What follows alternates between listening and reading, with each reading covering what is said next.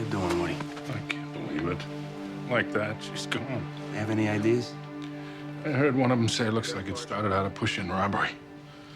Can you talk to them, Frank, and see what they think? Took time enough to use a pillow. 4 rounds? Knew you wanted her dead. How's it going? Frank Donovan. I'm a sergeant out of Brooklyn South. Friend of Woody McKenzie's. Stu Morrissey, this is Gavin Cox. How's it going? Good to meet you. Woody told me you thought it'd come off a pusher. She's robbed, no forcible entry. Nobody heard nothing? Neighbor coming home late saw the door open. How long you known Mackenzie? Maybe 3 years. Coming across the bridge 4 in the morning. You two must have got to be friends. Yeah, I say we become friends. You call Woody? No, his name's on the lease here and the order of protection we found in the drawer. Yeah, they had a few bumps, but I think they were getting along better. This one's getting hinky. Yeah, thanks. Excuse me.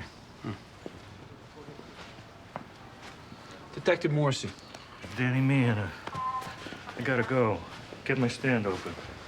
All right, so you saw someone flee the scene? I'm walking over here to get a coffee and a bagel and a schmear. I saw a woman get out of a cab, like from a late date and so forth. Across the street, a guy just come up out of the subway. I go in to get my breakfast. Now I'm walking out. Guy comes busting out of the building with a pillowcase full of stuff. Went running off. And what'd this guy look like? 5'10", maybe 6 feet, white, zip-up coat, Mets baseball cap. Wearing glasses, did you notice, Danny, any marks on his face? No beard's all I could say about that. And if you saw him again, do you think you could recognize him? He, like, pointed at me like he was warning me off. If someone did that, I might recognize him. I gave that clock to Ginny. What's this? Litter basket, corner of 4th.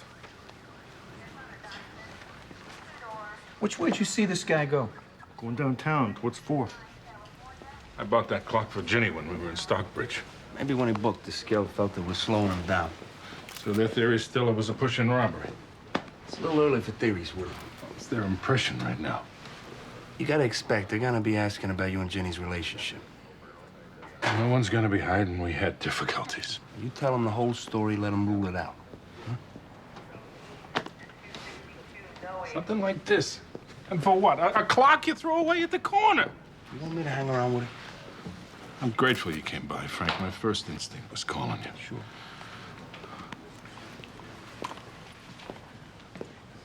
Mind giving me a heads up?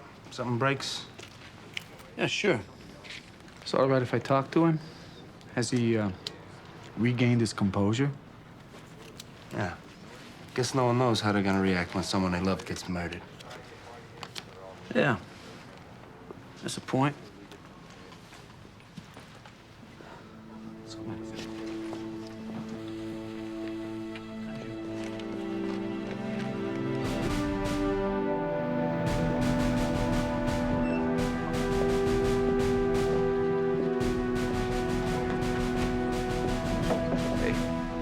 Help you guys?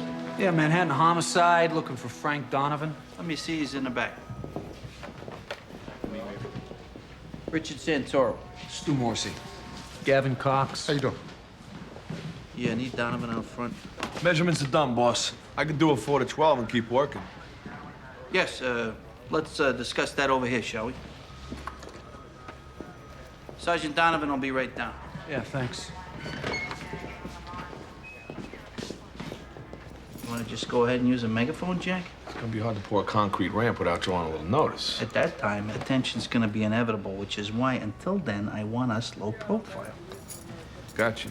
How about my 4 to 12 idea? And if I had an assistant feed me materials, I could form it all out in a day. Versakov. Yes, Sergeant. You got any objections to pulling a 4 to 12? Evidently not.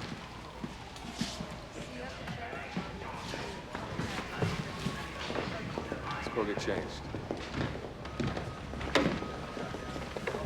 How's it going, guys? Hey, we can talk in there.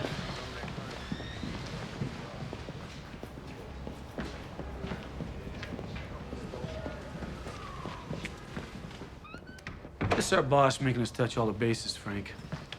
Yeah, my alibi's good. Yeah, we pretty much ruled you out. Asking around, everyone's telling us the DOA's breakup with her ex was pretty stinky. A couple people at her job remembered that after she got an order of protection against Mackenzie, you came by to see her looking to cool things out. No, well, the couple people got it wrong.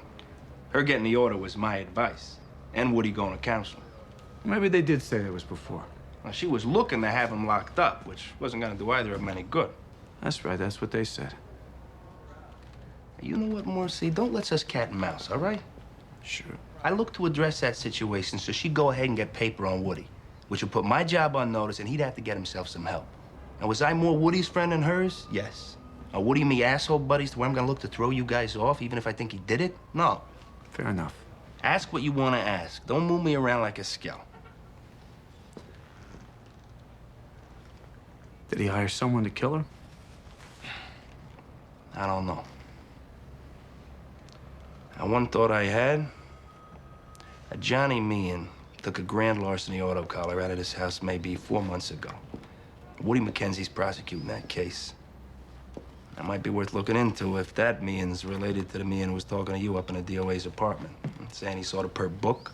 So you think talking to us, our Meehan, goes too far out of his way to give us the idea the perp hadn't planned nothing in advance? He took a lot of trouble making sure you got the idea the perp happened up from the subway when Mackenzie's ex-wife was getting out the cab. If you buy her as just a target opportunity, that rules out a hit for hire. Takes Woody off the hot seat. Shame on you for a devious mind, Frank. That's the time to relive it. We figure Mackenzie will reach out to you to find out where our investigation's at. How you want me to handle that? It's up to you. Thanks. Yeah, good.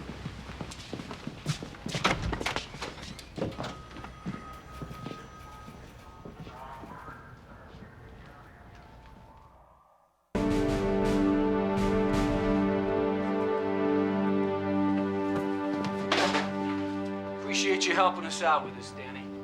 You know, to a point, I'm glad to cooperate. To a point, huh? What does that mean? It means it's getting like that saying, no good deed somehow you don't wind up paying for. No good deed don't jack you up. No one's looking to jack you up, Danny. Losing half a day's pay? Get asked to come to Brooklyn? I mean, I gotta wonder what I'm doing here in Brooklyn. Your cousin Johnny Meehan took a collar in this precinct, no? I wouldn't have the vaguest idea. What, two of you aren't tight anymore?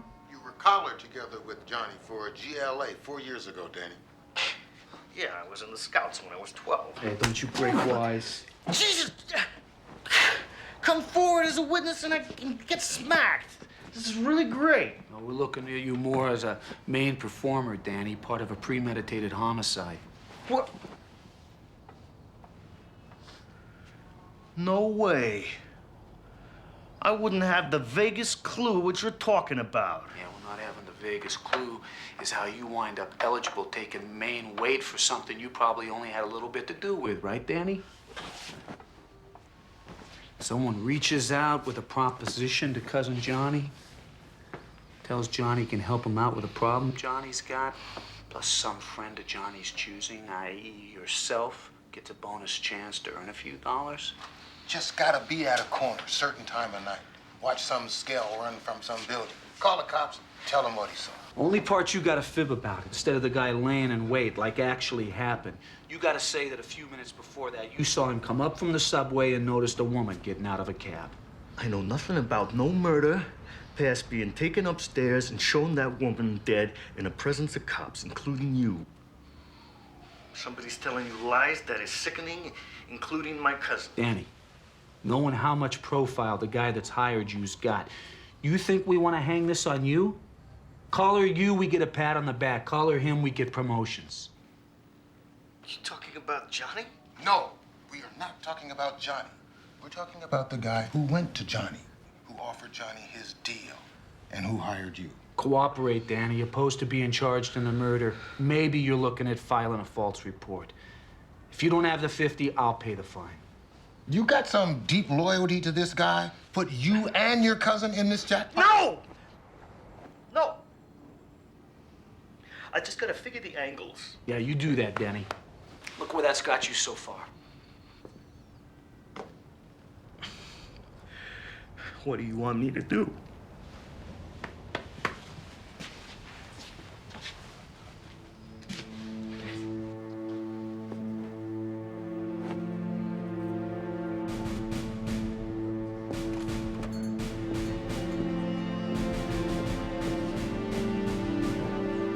are you, Danny? Scared out of my wits. Which is why I want to talk to you, to let you know not to be afraid. You're not who they called in. I'm who they want, Danny. I'm who they suspect. Do I look worried? I'm not. Because I've been in this racket a long time, and I know what the cops have. They've got zip, Danny. Nada. As long as you hold up. Me and my cousin, you mean? Your cousin cannot jam up either of us as long as you don't cooperate. All your cousin knows is he provided a name through an intermediary. Yeah, well, they tell me if I do cooperate, all I'm looking at is some pissant fine. Now you want to hear the competing bid. What's the competing bid? I've got $15,000 in an envelope in my coat pocket, Danny. Every Wednesday for 6 months, I will send another $2,500 to anywhere outside the United States as long as you're there to pick the money up. That's the competing offer. As long as I don't tell them it was you set up the murder, hired me and told me to lie about seeing that guy come up from the subway. Why did you just say that? Just making sure what the deal is. Are you wearing a wire? What do you mean? Oh, you jerk. You stupid jerk. You're under arrest. Put your hands on the counter for me. This man was blackmailing me. I was yielding to blackmail based on unwarranted accusations. Should I cuff him? Oh, yes, cuff him, give him his Miranda. Walk me right to the slaughterhouse, right, Frank? They still need some pieces. You get a chance to help yourself. I'm sorry, Mr. McKenzie. Believe me, I wanted that money. Jammed up, Woody. Being we've been around the block a few times, you know I won't look to hurt you, but I can't help you either. For a murder, I don't look the other way. You understand your rights, McKenzie. You don't look the other way unless it's one of your guys that did it. Then you don't mind reaching out, right, Frank? No one in my house did murder. Did you understand your rights as they were given? Yeah, I understand. I understand all of it.